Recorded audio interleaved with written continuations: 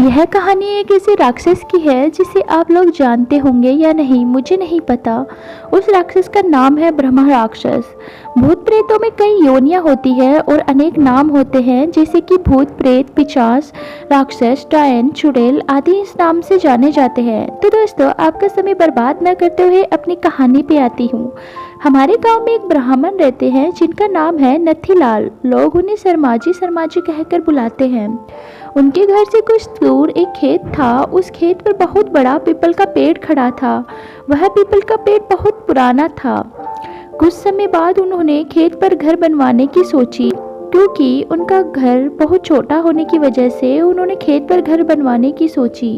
उन्होंने उस पीपल के पेड़ को कटवा कर अपना घर बनवा लिया। कुछ दिन तो ठीक ठाक चला, पर कुछ दिन बाद शर्मा जी बड़े परेशान रहने लगे।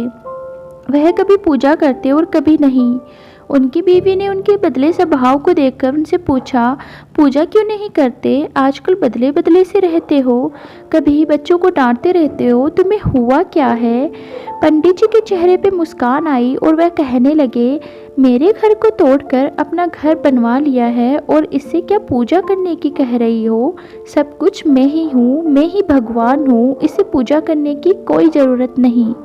वो कभी दांत पीसते, कभी बड़े प्यार से बोलते, कभी आंखें लाल तो कभी सही से जाते थे। उनकी बीवी को शक हो गया कि कहीं किसी भूत प्रेत का साया है। वो ऐसे बातें करते हैं जैसे कि वो दो लोग हो। जब पंडितानी ने उनको बिठाकर आसन लगाकर हनुमान चालीसा पढ़ने को कहा, वो सोच रही थी अगर कुछ भूत प्रेत होगा तो भाग जाएगा, लेकिन पंडित जी पर इसका कोई असर नहीं पड़ा। वह टकटक लगाए देखे जा रहे थे।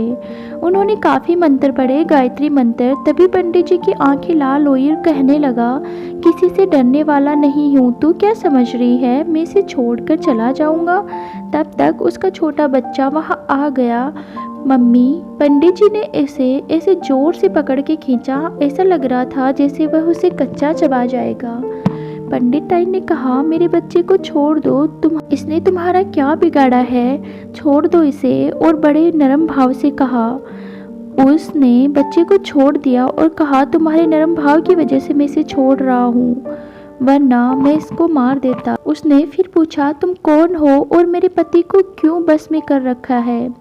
आप हमसे क्या चाहते हो? आप कौन हो? उसने कहा, अगर अपना भला चाहती हो तो पीपल का पेड़ लगाओ, जितने हो सके पेड़ लगाओ, फिर मैं बताऊंगा कि मैं कौन हूँ और फिर मैं चला जाऊंगा।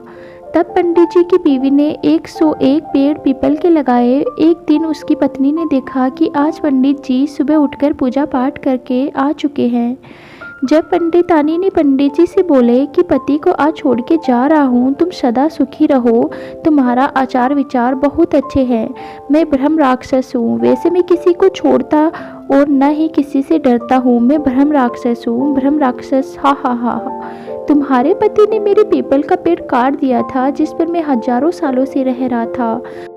मुझे गुस्सा आया और मैं तुम्हारी अच्छाई के कारण मैंने इसे छोड़ दिया और जा रहा हूँ, तुम्हारे पति को छोड़कर। तब पंडित जी अचानक सही हो गए। तब पंडित जी की बीवी की आंखों से आंसू निकले।